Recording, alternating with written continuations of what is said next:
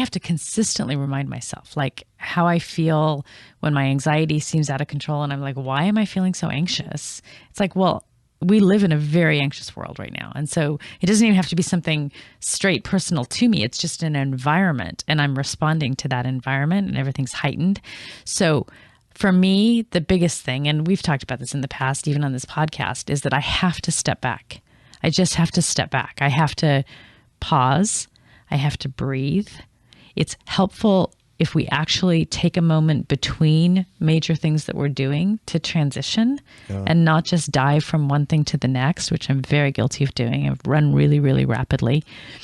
But when we just don't stop and we don't let ourselves just breathe and even just be device free for a little while, I think that's when it gets dangerous, because we're just running at a pace that's dangerous. So for me, the biggest self-care is to just stop and just pause and allow myself to not be connected, not be looking at anything, but just being and letting myself unwind. And that's just harder to do.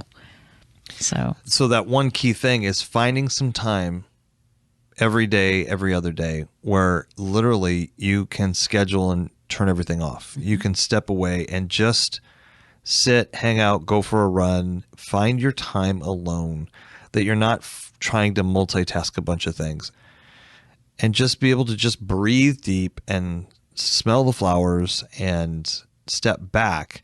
That kind of stuff will continue to help you. What you're looking for is opportunities from a brain chemistry to lower the stress chemicals. Yeah, the adrenaline. You've got to drop all those things, the cortisol levels and all that, and sitting quietly, hanging out, sitting in the backyard, sitting by a creek, reading your favorite book are great ways of doing that.